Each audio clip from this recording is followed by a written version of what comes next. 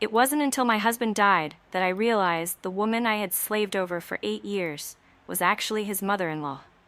Even with his final breath, he gasped out that all his benefits and savings should go to his wife, Chloe. Chloe, the woman I had been told was his younger sister. I walked home like a ghost. The moment I stepped through the door, I saw my mother-in-law clutching Chloe's hand, a radiant smile on her face. "Don't you worry about me, honey," she said. "Mark always had a good eye for people. Sarah is nothing more than a glorified nanny. You're destined for big things, and I refuse to be a burden to you." So, 8 years of silent endurance and devotion had earned me nothing but the title of a good nanny. Consumed by a wave of suffocating injustice, I collapsed. When I opened my eyes again, I was back on the day Mark Miller tried to convince me to quit my job at the Performing Arts Center to stay home and play housewife. "You're awake? Listen, I've been thinking. You should stop working at the theater," he said. I looked at Mark's face and remembered his dying words about leaving everything to his wife, Chloe. I couldn't help myself. I swung my hand and slapped him hard across the face. A flash of fury crossed Mark's eyes, but he forced a fake smile while nursing his cheek. "Working at the theater, you're always out in the streets exposing yourself to the public. It's not a respectable profession." I kicked off the covers and bolted upright. "The theater isn't respectable, but scrubbing floors and wiping your mother's backside as a free nanny for the rest of my life is?" Mark rushed forward with a sycophantic grin, trying to grab my hand. "What are you talking about? Who said anything about a nanny? My mother raised me alone. It wasn't easy for her." I jerked my hand away and stepped into my shoes. "If you want to show your gratitude, take care of her yourself." Mark's patience snapped. He grabbed a metal mug from the nightstand and slammed it onto the radiator. "I'm trying to have a civilized conversation with you. What's with this attitude?" "The attitude of someone who's done living with you," I said, looking him dead in the eye. Every word was sharp and final. His face turned from purple to a ghostly pale. After a long silence, his eyes grew red. "Sarah, I know you love singing and dancing, but Mom needs someone to handle her meals and mobility. I'm in the final stretch for the deputy plant manager position. If you really want to work, fine. Work during the day, but come home for Mom at night. Just make sure the bed sheets are changed daily, okay?" He looked at me with a desperate, helpless plea. In my past life, I might have softened. But looking at his face now, I only remembered the countless sleepless nights. The more I thought about it, the angrier I got. I began packing my things to leave. Mark followed me like a lost dog, muttering incessantly, "Are you really going to make me, a grown man, handle the cleaning and hygiene? How can I show my face outside? How can you be so selfish? Don't you care about this family at all?" I slammed the lid of my wooden trunk shut. Caring for a family doesn't mean being a beast of burden. I stuffed the last of my things into a bundle and turned to walk out. Mark started to panic. "Are you really wanting a divorce? Is there anything so big we can't sit down and talk about?" His hands shook as he grabbed my sleeve. "Sarah, even if you're mad at me, at least do it for my mother's sake." I let out a cold sneer. If she were actually your mother, her own son should be the one looking after her. But who is she, really? Suddenly, the yard gate swung open with a loud thud. "Mark, I brought some malted milk from town for Mom to build her strength." Chloe came skipping in, wearing bell-bottom jeans and a gaudy pink blouse, looking like a strutting peacock. In my past life, Mark told me she was orphaned young and had a tragic life. I had always been good to her. When she couldn't carry her heavy loads, I hauled thousands of pounds of grain for her without a word. When thugs harassed her at the market, I grabbed a knife and stood up for her alone. I thought I was being a good sister, treating her like my own flesh and blood, while the three of them treated me like a fool for 8 years. My gaze turned cold as ice. Chloe winked at Mark. "Hey, is Sarah just tired and in a bad mood? Maybe I should ask my employer to let her watch the shop so Sarah can have a few days off?" I laughed out of pure rage. She was hiring someone to care for her own mother, yet framed it as helping me. Looking back, I had been so blind. She had always called me Sarah. Never once had she called me sister-in-law. Chloe pouted when I didn't respond, then shifted to a pitiful expression. "Sarah, Mark is about to become deputy plant manager. Someone needs to keep the house in order." I looked at her with a chilling smile. "If he can't do it, you're here. Isn't the woman in that bed your biological mother, too?" "What kind of nonsense are you talking? Mark suddenly roared, his face flushing crimson. Sarah, don't be unreasonable. He shoved Chloe behind him, eyeing me with suspicion. The house fell into a sudden, heavy silence. From the inner room, Mrs. Miller's raspy voice called out, Sarah, Sarah, fetch me a glass of water. Seeing me stand still, Mark grabbed my collar and shoved me toward the room. Are you deaf? Didn't you hear her calling? My head was already spinning, and I lost my footing. I slammed hard against the doorframe before collapsing onto the cold concrete floor. My vision blurred. Mrs. Miller, lying on the bed near the window, glanced down at me. In my previous life, it was in this very room that I had spent years bathing her and feeding her medicine. I lost count of how many times I had heard Mrs. Miller say, Sarah, you're such a good girl. I've always dreamed of having a daughter like you. Yet behind my back, she had turned to her actual daughter and said, Don't worry about a thing. Sarah is a great nanny. Even now, having clearly seen me shoved to the floor, she merely used that soft, cajoling voice of hers. Sarah, honey, don't blame Mark. He's been a devoted son since he was a boy. He's just clumsy and doesn't know how to speak properly. I didn't answer. Mrs. Miller was a calculating woman. Every time Mark and I argued, she would play the mediator, scolding her son while soothing me. Women have a hard lot in life. You just have to endure it. Men work hard for their careers, and a home always needs a woman who can manage things carefully. Seeing her about to launch into that same old refrain, I stood up and brushed the dust off my clothes, cutting her off mid-sentence to sever our ties once and for all. I'm divorcing him. Whether he works hard or not is no longer any of my business. If you want water, tell Chloe out there to pour it for you. A flicker of panic crossed Mrs. Miller's clouded eyes. Oh dear, why are you talking like we're strangers? Chloe is busy, you know that. It's not easy for a girl like her, running around everywhere. She's got a bit of a temper, Sarah, so don't take it personally. I won't, I replied. I picked up the enamel mug from the table. Under her expectant gaze, I took a sip of water myself before speaking. From now on, I'll be busy running around too. I'm going back to work. Mrs. Miller grew frantic, struggling to sit up. How can that be? She's been pampered since she was a child. How would she know how to care for a sick person? It was as if I had been born for the sole purpose of serving others. Ignoring her, I turned and walked straight out. In the yard, Mark and Chloe were whispering to each other, their faces lit up with grins. The moment they saw me, they went silent. Mark forced a strained look and said, Sarah, just try to put up with things at home for a little longer. Once I'm promoted to deputy plant manager, I'll hire a nanny immediately. That's your problem, I said, leaning down to pick up my bundle from the ground before turning to leave. Chloe immediately put on her good girl act and ran over to grab my arm. Sarah, Mark already admitted he was wrong. Stop making such a scene. I shoved her hand away, holding my scratched arm out in front of her. Let go. If either of you touches me again, I'm going to the Women's Association to report Mark for domestic violence. I'd love to see if he can keep that promotion after that. Chloe stumbled back from my shove, nearly falling. Tears welled up in her eyes, but she held them back. Mark rushed to pull her into his arms, looking heartbroken. If she wants to go, let her go. Why are you wasting your energy on her? Chloe choked back a sob, her voice dripping with mock concern.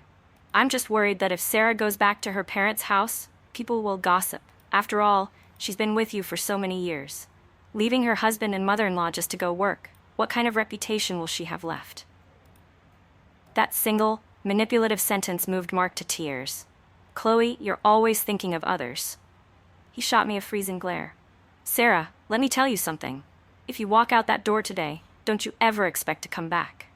I didn't even bother arguing. I just walked away. The summer night breeze blew against me, smelling of earth, whisking away the sweat on my forehead and the stench of decay that had surrounded me for 8 years. In my past life, everyone said I was lucky to have married Mark Miller. He wasn't bad-looking. He was young and already rising to the position of deputy plant manager. He had a good income, a respectable job, and there were never any rumors about him. But my life with him was anything but easy. Caring for a bedridden person is exhausting. Carrying bedpans and cleaning up waste is foul. Washing bed sheets in cold water is bone-chilling. Eventually, whenever it got cloudy, my knuckles would turn red, swell, and throb with pain. For 8 years, I never had a full night's sleep or a single day of rest. All I got in return was the betrayal and calculation of that entire family in a single sentence. She's a good nanny. Luckily, I was reborn before it was too late. On my way home, I stopped by a bookstore to borrow pen and paper and wrote a formal complaint. I listed everything that had happened over the past few months of living with Mark Miller, from his lies and secrets to the fact that he had forged our marriage certificate. He dared to play me for a fool, only because he believed I didn't know what he was doing behind my back. But 8 years in my past life hadn't been for nothing. I paused for a moment after finishing the first letter, then wrote another one addressed to Mark's rival, Robert Vance. I remembered clearly that last Christmas, Chloe had sold a large batch of canned fruit. Back then, that stuff was worth its weight in gold. I didn't believe for a second she had found such a cheap supplier on her own. It was almost certainly Mark who had provided it. On top of that, he had a habit of pilfering from the factory, frequently bringing supplies home for personal use. One by one, I wrote it all down, using my memory to record the approximate dates for each incident. After mailing the 2 letters, I breathed a long sigh of relief. The next morning, I went back to the Performing Arts Center to complete my registration. Director Lewis smiled broadly when he saw me. "You're Sarah Miller, right? I remember you. You have a wonderful voice." Just as I handed over my files, Mark's voice echoed from outside. "Is Director Lewis in? I'm from the canning factory, and I have something to report." Director Lewis frowned as Mark walked in. "Can I help you, son?" Mark approached, coughing slightly when he saw me there, his voice sounding overly polite. "It's like this. Sarah is my wife. You might not know, but our situation at home is a bit unique. I don't have any unique situation at all." I cut him off and took a step forward. "What are you doing crawling around the Performing Arts Center, Mark?" Mark kept up his facade of concern, trying to force a gentle smile. "Now, Sarah, don't get so heated in front of Director Lewis. I didn't mean to interfere. I'm just afraid that—" "Afraid of what?" I looked him dead in the eye. "Afraid there's no one at home to serve a bedridden woman? Or afraid that if I'm not tied down by the filth in that house, I'll find out exactly what kind of dark secrets you're hiding?" The moment those words left my lips, Director Lewis shot a suspicious look at Mark. Mark turned as pale as a sheet, his hand trembling as he pointed at me. What kind of nonsense are you spewing?" "Mark Miller, you know better than anyone whether I'm spewing nonsense or not." My cold stare forced him back a few steps. He stammered, "Sarah, honey, don't be like this. If you want to work, fine. You want to work. Is there any need for this kind of talk? Director Lewis, you see her temper? She's stubborn, and her words are like thorns. She's really not fit for a professional environment like the theater." By this point, he was clearly rattled. He mumbled a few more incoherent excuses and turned tail, scurrying away like a cornered rat. Director Lewis watched him go before turning to me. "Sarah, I caught the subtext in what you said. What's going on?" I took a deep breath and gave him a brief summary. How Mark had forged a marriage certificate to trick me into caring for his mother, who was actually Chloe's mother. In the past, I might have felt too ashamed to speak of such dirty laundry, but now my mind was clear. I wasn't the one committing these sins, so why should I be the one who was afraid? Naturally, I didn't mention being reborn. I just said I had discovered the truth by accident. Director Lewis slammed his hand on the desk, his face red with anger. "That Mark Miller is absolute scum. Sarah, don't you worry. This theater will stand behind you. If he dares to come back and cause trouble, I'll go straight to his factory manager. Though, from what I hear, that manager isn't much better, like father, like son." A wave of warmth washed over me, and my eyes began to sting. In my previous life, on the day I came to register, Mark had pulled the exact same stunt. Back then, I was so mortified I wanted to vanish into the ground. I had walked away of my own accord and poured my soul into caring for Chloe's mother. Thank God I had a second chance. At least this time I was keeping the stage that belonged to me. I wiped my eyes and smiled at the director. "I won't let you down, sir." He waved a hand dismissively. "Don't you worry, your best days are ahead of you." Over the next few days, I settled into my life at the center. I practiced my vocals in the morning, rehearsed scenes before noon, and studied music theory in the afternoon. Every day was busy but fulfilling. That peace lasted until the afternoon of the 5th day. I was making my bed in the dormitory when Lily, one of the girls, poked her head in. "Sarah, there's someone outside for you. She says she's your sister-in-law." Lily gave me a meaningful wink. "Your husband's family must be doing well, huh? She looks pretty fancy. What was she wearing?" "Oh, right. Those bell-bottoms that are so trendy right now. Before Lily could finish, Chloe was led into the room. She looked around curiously, touching everything and prying into my things. Sarah, how have you been liking it here at the center?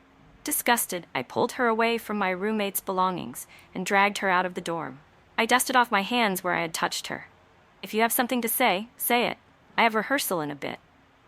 The smile on Chloe's face stiffened, but she quickly leaned in and lowered her voice. Sarah, honestly, Mark still loves you. It's just that he's been so stressed about the deputy plant manager position lately that his temper has been a little short. Seeing my face remain expressionless, she shoved a few eggs into my hands. Take these eggs and get some strength back. Mark only gave me a tiny bowl. He saved all the rest for you. He even said that once he's promoted, he'll let you handle all the household finances. I looked at the old, spotted eggs and then at Chloe's fake, pained expression. Keep these rotting eggs for yourself. I didn't even push her that hard, but Chloe immediately collapsed onto the ground, tears streaming down her face. Sarah, why do you insist on working? Suddenly, Mark charged out from around the corner and gathered Chloe into his arms. He pointed at me and yelled, You're just a country girl. Now that you're married, you should stay home and take care of your husband. What makes you think you can dream of being a star? Why can't you be more like Chloe? Be realistic, be sensible, and just be a decent human being for once. I burst out laughing. Oh, Chloe is sensible, all right. Sensible enough to put her name right next to yours on a marriage certificate, isn't she? Mark's savage expression froze. He gritted his teeth and suddenly snatched my wrist. No wonder you woke up that day acting like a different person. It seems someone's been whispering in your ear.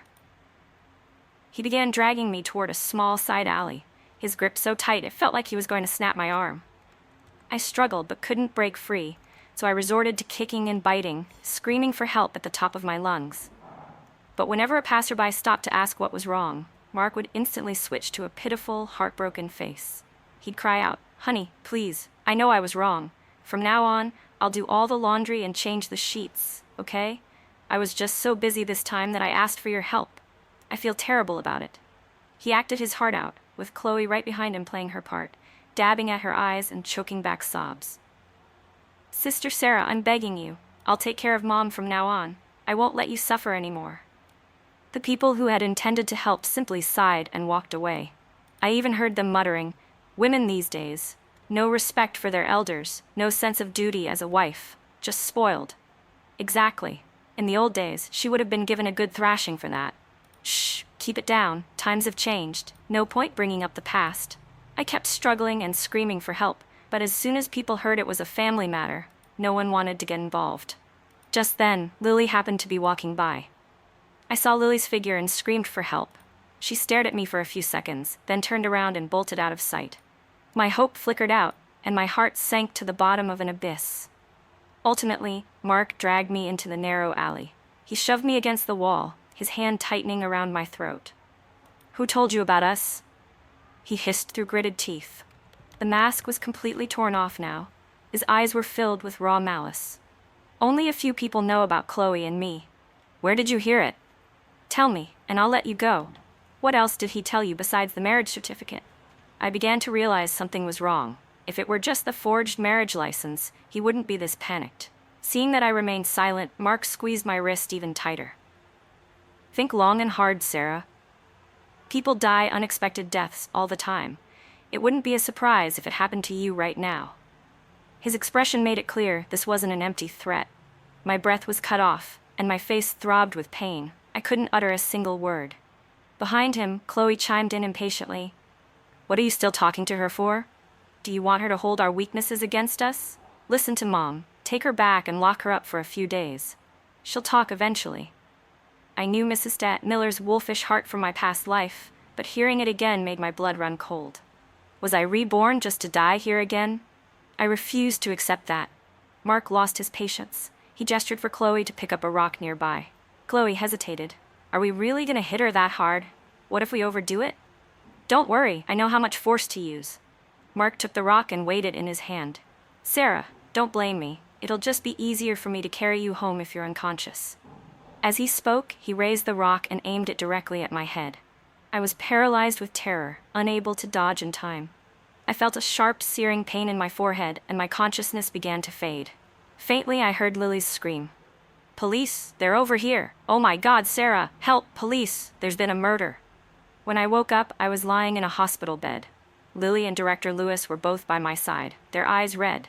Lily was fuming, her face flushed with anger. "It's ridiculous. They're calling it a domestic dispute. You almost lost your life. How is that just a dispute?" Director Lewis saw me open my eyes and nudged her. "Stop shouting. Go get her some water quickly." She leaned in, her voice full of worry. "How are you feeling? Are you dizzy?" I shook my head. "No, not dizzy. Is Mark in custody?" It took everything I had just to squeeze those few words out. My throat burned, and the clear voice I once had was now dry and rasping. Director Lewis shook his head slowly, his gaze heavy. The bad news hit me like a lead weight, sending my heart straight to the bottom. I let out a self-deprecating laugh. I was about to make a bitter joke at my own expense when a commotion broke out at the door.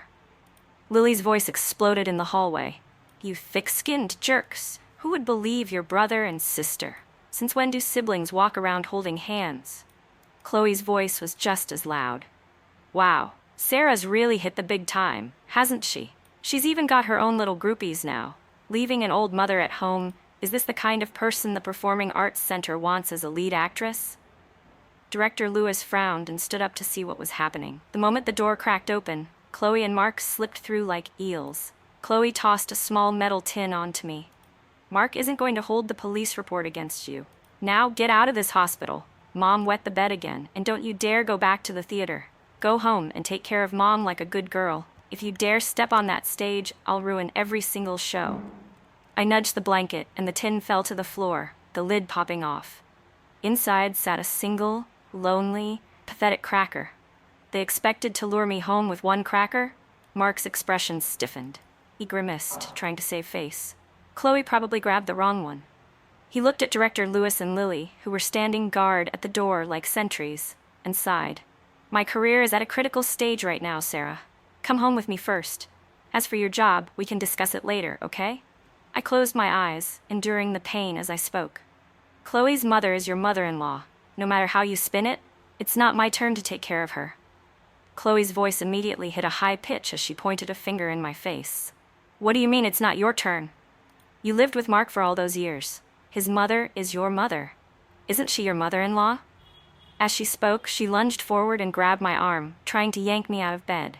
"Get up. My mother's sheets haven't been washed and they're starting to smell." Lily couldn't take it anymore. She rushed forward and kicked Chloe right in the side. "Keep your voice down. This is a hospital, not your backyard where you can do whatever you want."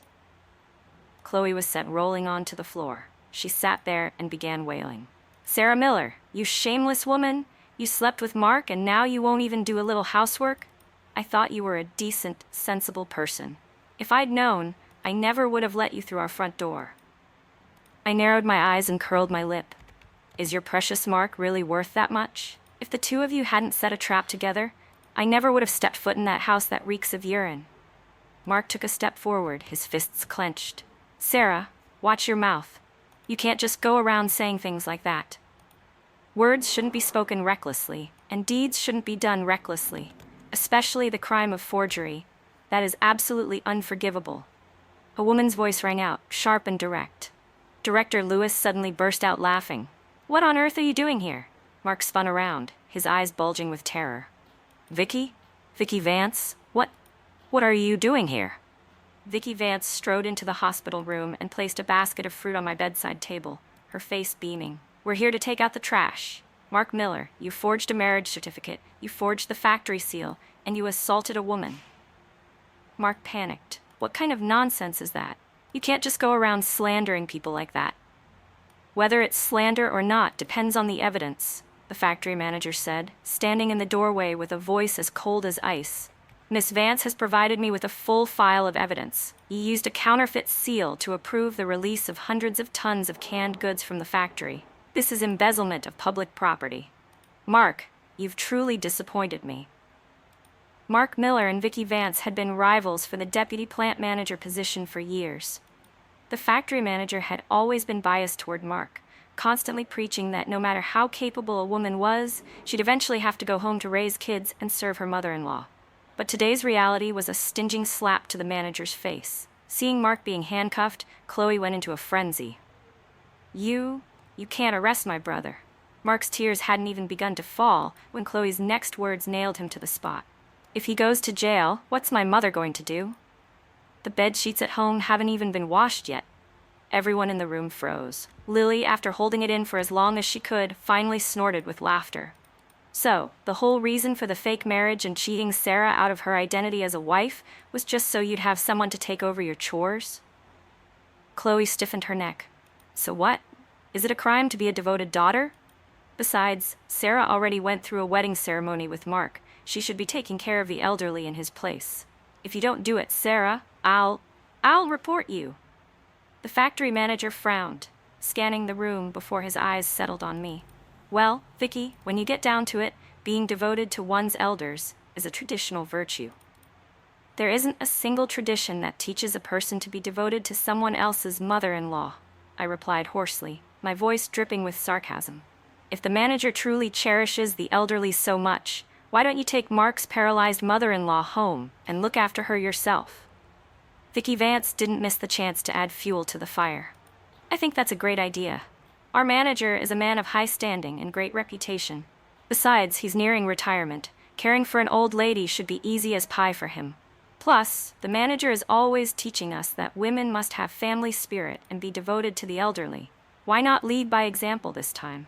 Chloe looked like she'd found a lifeline. Her eyes lit up as she immediately sidled up to the manager. "Manager!" Slap! A sudden, sharp sound rang out. Mark had lunged away from his handcuffs and delivered a stinging blow to Chloe's face. "Chloe, I did so much for you, and now you're too lazy to even keep up the act? Officers, all the canned goods I took from the factory went to this woman. She's the one who kept all the cash from the sales." Chloe stood frozen, and before she could even react, her wrists were cuffed. As they were led out of the hospital room, she began screaming and hurling curses at Mark. After the two were hauled away, the manager and Vicky Vance left the hospital. Director Lewis sliced a piece of apple and fed it to me, carefully pulling up my blanket. "It's finally over. You just focus on resting. You need to get healthy so you can get back on that stage." Without that couple harassing me, my life returned to a peaceful, pleasant rhythm. My physical injuries healed quickly, my forehead didn't scar, and my voice recovered steadily, keeping my performance schedule on track. I thought Mark and I were finished for good. I never expected him to suddenly reappear on my walk back to the dormitory. It was dark, and he was lurking in a corner, the moonlight hitting his gaunt face until he looked like a ghost. Mark was clutching a bottle of liquor, reeking of alcohol. "Sarah Miller, you're good. You were reborn too, weren't you? I didn't treat you that badly in our last life. Now that you're back, you're trying to drive me to my death?" I took a step back, looking at him warily. "What do you want?" "What do I want?" He smashed the bottle on the ground. "I got fired from the factory. I had to scrape my house clean just to pay back the damages, and I'm still drowning in debt. I was supposed to be the deputy plant manager. I planned to pin all those losses on Vicky Vance. But you wouldn't just sit still and be a manager's wife. You had to go and ruin me. Now I have no job, no money, and I've even lost my woman. It's all because of you. Are you happy now?" He was panting, his eyes bloodshot and crazed, looking like a cornered beast. I quietly backed away a few more steps. "You're the one who forged the seal and sold company property. I never encouraged you, and I never touched a cent of that money. Your downfall has nothing to do with me." Saying that was like poking a hornet's nest. Mark suddenly sneered and lunged at me. "Nothing to do with you? If you had stayed home like a good girl and taken care of Chloe's mother, none of this would have happened. You didn't want to serve the old lady? You could have told me. Why did you have to destroy me like this?"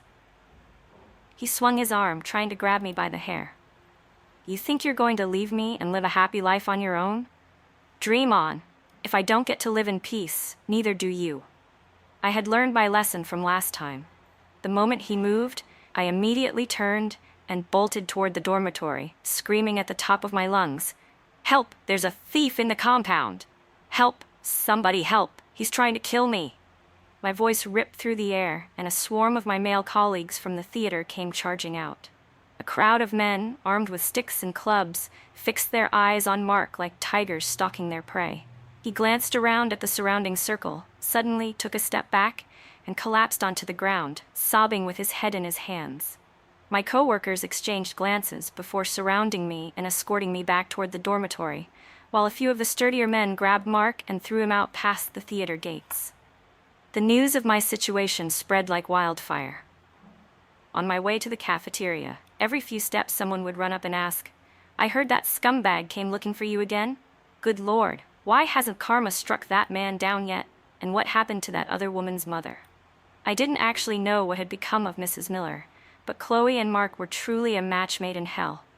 That night, Chloe used the cover of darkness to lurk outside my dorm.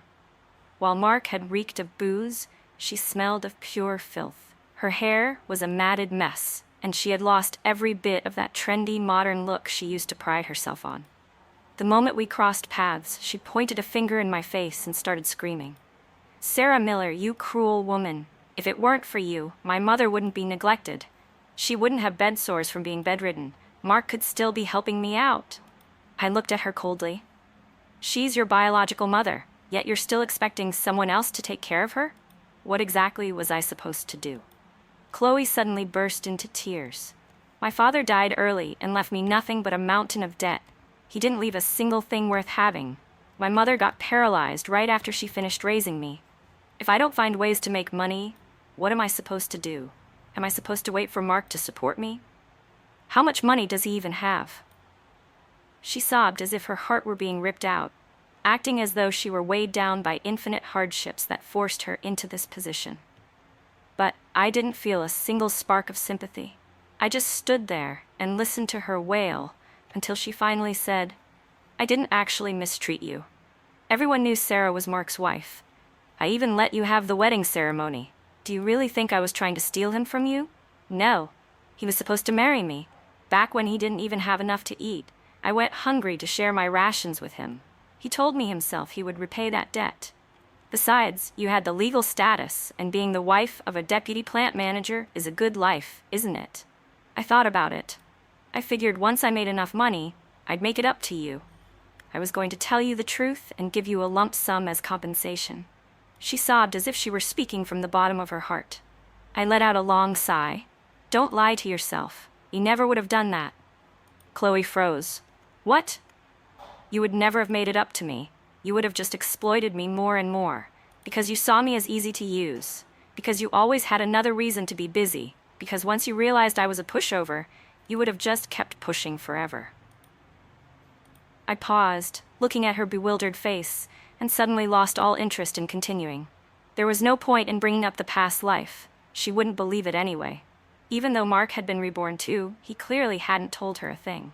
I realized she probably wasn't born cold-blooded, but that was no excuse to dump all her responsibilities onto me. "Chloe, let me give you a solution," I said, raising my voice. "Mark owes you a debt of gratitude? Then let him be the one to pay it. You keep running your stalls and making money, and he can stay home and take care of your mother." Chloe stared at me blankly. But Mark is a man. How can a man stay home and care for the elderly?" she muttered. "Besides, he won't agree to it." "So what if he's a man? If he won't agree, then force him to." I looked her straight in the eye. "He's your husband. Both your names are on that marriage certificate. He has a legal obligation to help you support your mother. If even you won't fight for your own rights, who else is going to help you?" Chloe's lips trembled as if she wanted to say something, but in the end, she said nothing. She just turned and ran away. I watched her receding figure with a mix of emotions. Lily jumped out from some corner and asked, "Sarah, why didn't you just slap them both to vent your anger? You're way too nice." I shook my head slightly without answering. Mark was reborn. He was a hypocrite who lived for his reputation and was full of schemes, but he was still alive. As long as he was alive, there was always a chance he could climb back up. If I could get Chloe to tie him down at home, it might not last forever, but it would buy me time. Regardless, Director Lewis had already helped me with the paperwork for a transfer. I would soon be leaving this place far behind. In the days that followed, that couple didn't come to bother me again. I heard that Chloe and Mark had a world-ending argument that eventually resulted in them taking the old woman with them to start a vending business. Mark spent his days hauling and delivering goods, and his nights washing bed sheets, busy from dawn till dusk. If he slacked off even a little, Chloe would scream at him in public, calling him an ungrateful wretch. As for me, everything at the theater went smoother than ever. Just as director Lewis had predicted, I became a pillar of the stage. Whenever a new production came up, my name was the first one called. The last time I saw Chloe was during my final performance before my transfer. The weather was exceptionally beautiful that day, and the stage was set up at the largest theater in our district. I stood on the stage, and the moment I finished my scene, the audience erupted into thunderous applause. Director Lewis stood backstage, nodding at me with approval, as my colleagues from the Performing Arts Center broke into a thunderous round of applause. Vicky Vance, now the plant manager, sat in the very first row, giving me a celebratory thumbs up. Tears fell from my eyes naturally, tears for my past self, for the Sarah Miller who had been trapped in that cramped, suffocating house for an entire lifetime. As I walked backstage, Lily nudged my shoulder, signaling for me to look down toward the crowd. Chloe was standing below the stage, her eyes filled with pure shock. She waited for me at the theater exit, awkwardly rubbing her hands together. "Sarah, you really do have an incredible voice." "Thanks for the compliment," I said, sidestepping her to keep walking straight ahead. "Sarah, I know I was wrong," she called out. "You really are talented. I shouldn't have lied to you, and I shouldn't have tried to keep you cooped up in that house forever." I stopped and turned to look at her. The woman who had been so polished and arrogant in my past life now looked haggard, disheveled, and pitiable. Working at the theater is just exposing yourself to the public. It's not a respectable profession. She stammered. But this life was always meant to be mine. I didn't acknowledge her apology, nor did I accept it. I simply turned around and strode forward without looking back. From behind me, I could hear Mark Miller's roar. "You shameless woman. I'm at home scrubbing filth and cleaning up urine while you're out here living it up. Chloe, how did I end up marrying a lazy broad like you?" I walked far away until the cold breeze blew away the foul stench clinging to them, carrying Mark's curses off with it. When I returned to the center, Director Lewis handed me an envelope. "This came from the State Arts Academy. They want you to come for advanced studies. If you perform well, I'll be calling you Professor Miller soon." I took the letter, my fingertips trembling slightly. The thin envelope felt warm in my hand. I knew that from this moment on, my life was entirely in my own hands. 3 years later, I stood before the mirror in the dressing room of the city's Grand Theater, smoothing out the hem of my silk gown for the company's anniversary performance.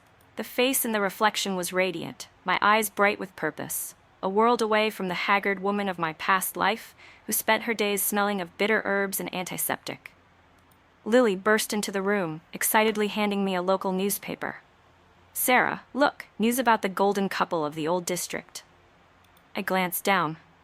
In the local briefs, there was a report about a public disturbance. Mark Miller and Chloe had gotten into a physical brawl in the middle of the market over a few dollars in profit from their stall. During the scuffle, they had accidentally overturned the cart, sending their paralyzed mother tumbling into a gutter. Mark was arrested for assault, while Chloe sat on the ground wailing, blaming fate for her misery. Her hair so disheveled, she looked like a madwoman. I folded the paper, my heart as still as a lake without a ripple. The sweetest revenge wasn't driving them to a literal end. It was watching them destroy each other within the prison of selfishness and poverty they had built for themselves. They were still alive, but they were living in a cycle of resentment, regret, and endless cursing. A steep price for the 8 years of youth they had stolen from me. The first bell signaled the start of the show. I took a deep breath, feeling the clean air fill my lungs. The brilliant stage lights ahead were calling my name. My steps were light and firm as I walked toward the most vibrant light of my life. The past had finally receded. Now the song I sang was for myself, for freedom, and for the bright future that lay ahead.